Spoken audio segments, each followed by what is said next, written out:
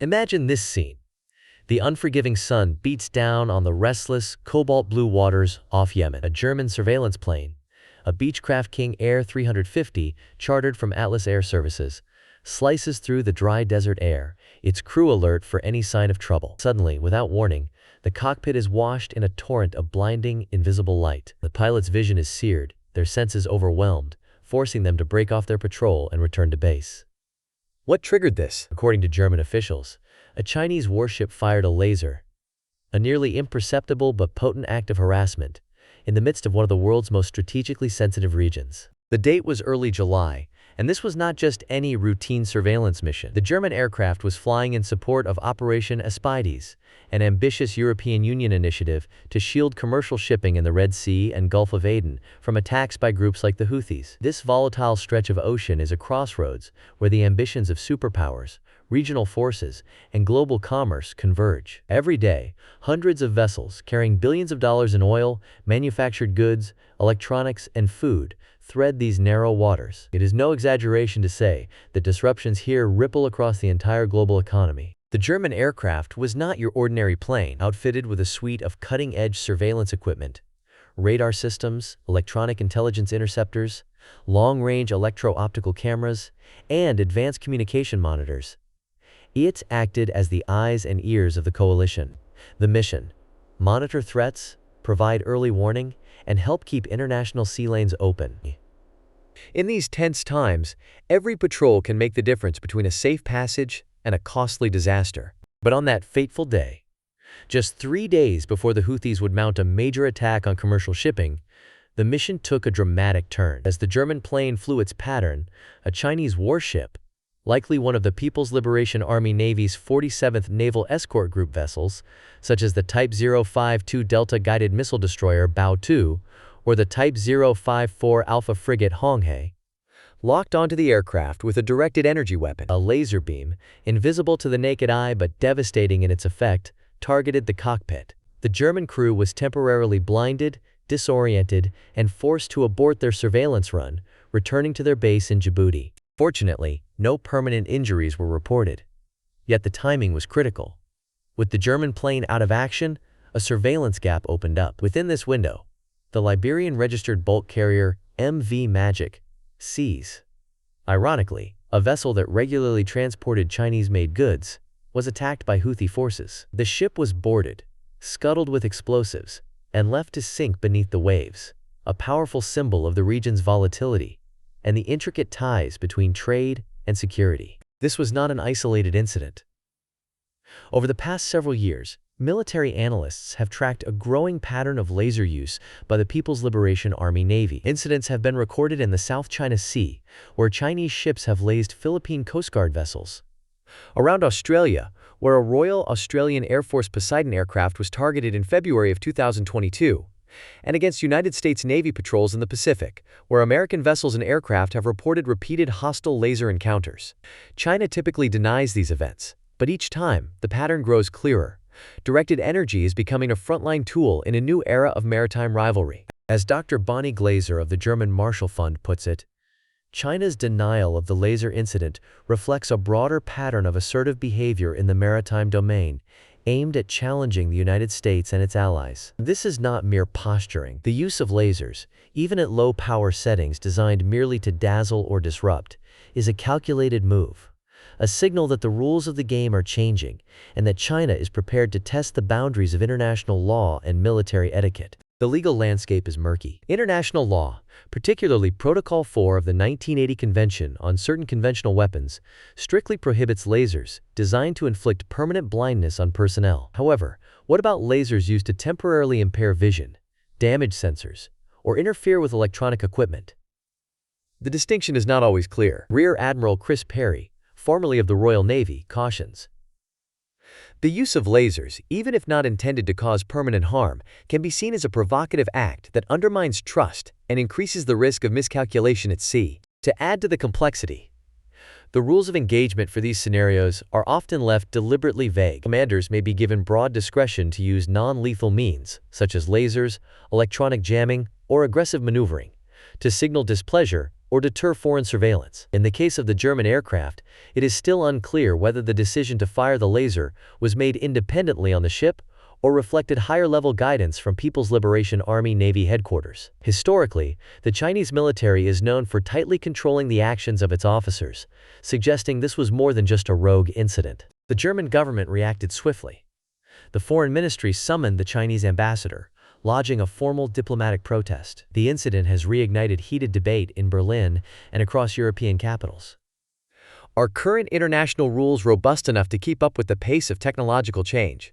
Can the thin line between harassment and outright attack be clearly drawn in an age of directed energy weapons? Dr. James Kraska, a leading expert in international law, notes, using lasers to target personnel, even temporarily, can violate the principle of distinction in international humanitarian law if it indiscriminately affects civilians. Meanwhile, satellite imagery has revealed an uptick in Chinese naval activity at their base in Djibouti. The 47th Naval Escort Group, nearing the end of its 6-month deployment, has been conducting more patrols and exercises in the region. This is not the first time China has flexed its muscles in these waters, but the increased tempo suggests a deliberate effort to project power and assert influence. In response, Germany and its European Union partners have redoubled their efforts. Intelligence sharing has intensified, with European and American analysts working together to monitor both Houthi threats and Chinese naval maneuvers. New defensive measures, such as advanced laser warning receivers, reinforced sensor protection, and anti-laser coatings,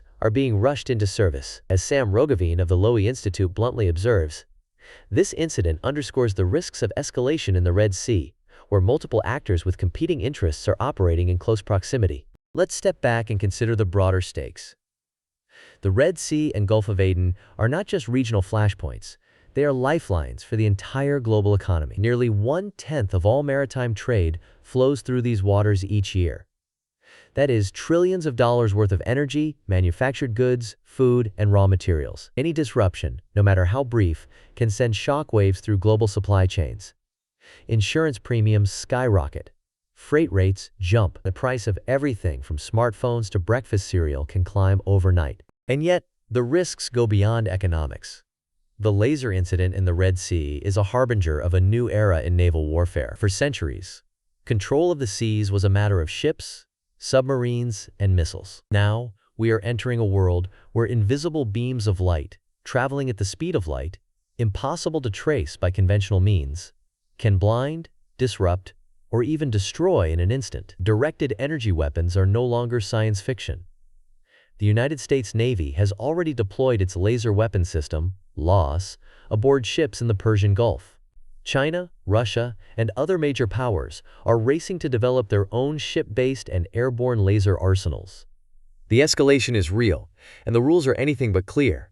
If the German laser incident is formally confirmed, if independent investigators or allies corroborate the details, we could see a sharp downturn in relations between Europe and China. The European Union, already wary of Chinese technology transfers and strategic investments, might impose new sanctions or restrictions on cooperation in sensitive sectors. Germany, traditionally one of China's key trading partners in Europe, may be forced to reassess its economic ties. As Dr. Ulrike Franke from the European Council on Foreign Relations warns, the laser incident is a wake-up call for the European Union, demonstrating the need for a more robust and assertive China policy. But the diplomatic fallout is only the beginning.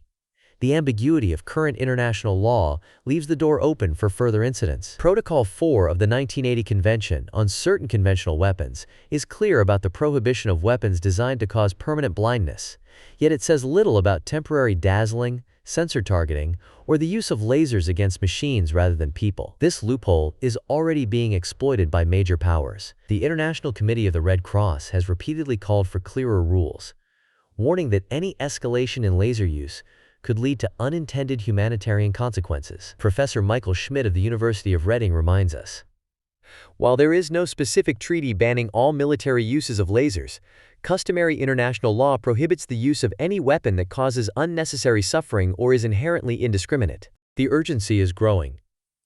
The United Nations has already begun discussions on lethal autonomous weapon systems, including blinding lasers. The United States Navy Judge Advocate General's Corps differentiates between legal uses, such as range finding and target designation, and illegal uses that cause unnecessary suffering. Yet, as new technologies blur the lines, finding consensus is proving elusive. The interests of China, Russia, the United States, and the European Union rarely align, and the rapid pace of technological innovation is constantly outstripping efforts to regulate. What about the military consequences? Armed forces around the world are moving quickly. The German aircraft targeted in the Red Sea reportedly had laser warning receivers, allowing crews to detect and pinpoint the source of hostile beams. However, such defenses are not foolproof. Anti-laser coatings can reduce the risk of sensor damage, but they add weight and complexity. Active countermeasures, such as deploying smoke, maneuvering aggressively, or even returning fire with their own lasers, are being considered. The lesson is clear. As offensive capabilities evolve, so must the defenses. Countries are investing heavily. The United States has allocated billions of dollars to directed energy research. China has made the deployment of laser systems a priority, with open-source data indicating a focus on both ship-based and airborne platforms. Russia, Israel, France, and the United Kingdom are racing to perfect their own designs. The result is a nascent arms race, one where the winners may be those who can best combine speed, power, accuracy, and resilience. And the stakes are only getting higher. The laser incident occurred within Yemen's exclusive economic zone, adding yet another layer of legal complexity. Both Operation Aspides and the People's Liberation Army Navy's activities in this zone can be interpreted in different ways under international law. With so many actors operating in close proximity, the risk of accidental escalation or deliberate miscalculation is rising. Let's look ahead.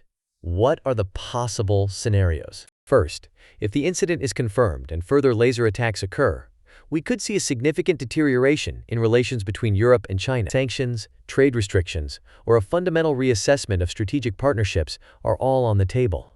European nations may pull back from joint technology ventures, scrutinize Chinese investments more closely, and increase their own spending on advanced military research. Second, the incident could become a catalyst for new international norms. The global community may be forced to return to the negotiating table, perhaps within the framework of the Convention on Certain Conventional Weapons, to hammer out clearer rules for laser use in conflict. Supplementary protocols might be drafted, spelling out permissible and prohibited uses. Yet, as history has shown, from the nuclear arms treaties of the Cold War to the ongoing debates over cyber warfare, achieving consensus among rival powers is never simple. Competing interests, divergent strategic cultures, and the allure of technological advantage all make agreement difficult. Third, we may be witnessing the dawn of a new maritime arms race. As laser and counter-laser technologies proliferate, nations will pour resources into developing ever more sophisticated offensive and defensive systems. Ship designers are already experimenting with modular sensor protection,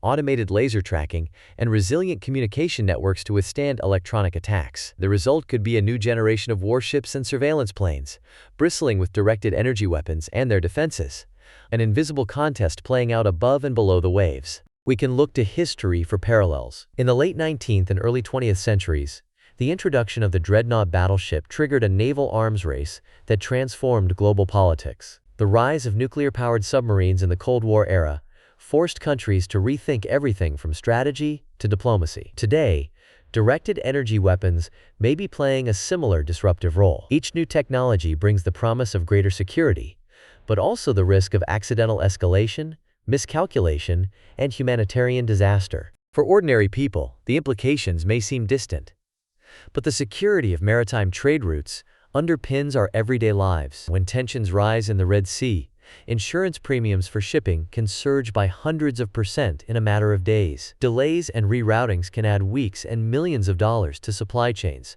driving up the price of consumer goods from electronics to clothing. The reliability of energy flows, crude oil, liquefied natural gas, refined products can be threatened, with knock-on effects at the gas pump and in home heating bills. What can be done?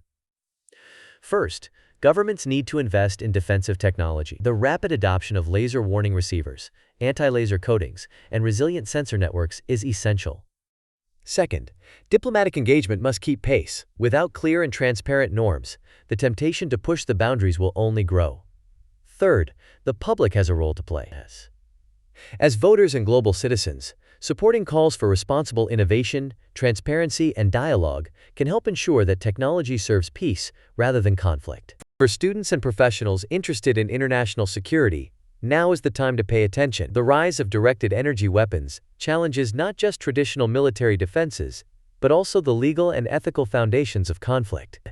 Every new incident, every ambiguous use of a laser, every diplomatic protest, shapes the norms that will govern warfare for generations to come. Will the Red Sea laser incident be remembered as the spark that ignited a new global arms race? The early signs are ominous. We see a familiar pattern: escalating incidents, rapid technological response, and legal ambiguity. Yet history also teaches that with foresight, diplomacy, and innovation, it is possible to set boundaries and avoid the worst outcomes. The future is not predetermined. The right combination of defensive investment, legal reform, and open communication can help manage the risks. And here is a strategic detail you may not have heard. Open-source satellite imagery captured a sudden surge in activity at Chinese naval installations in Djibouti immediately following the laser incident. This suggests that China is preparing for an even more assertive presence in the region, perhaps anticipating further confrontations or seeking to deter foreign surveillance. The world's oceans are entering an era of profound change. Once, the contest for maritime supremacy was about steel and gunpowder. Now, it is about photons, algorithms, and the invisible dance of energy across thousands of miles of open water. The stakes could not be higher, and the outcome will shape not only military strategy, but the economic well-being and security of billions of people around the world. Thank you for joining us for this in-depth look at the Red Sea laser incident and its global implications. If you found this analysis enlightening, please like, share, and subscribe to our channel for the latest updates on global security, technology trends, and international affairs. What do you think? Are we on the brink of a new arms race at sea, or is there still time for real cooperation and lasting peace? Share your thoughts in the comments below.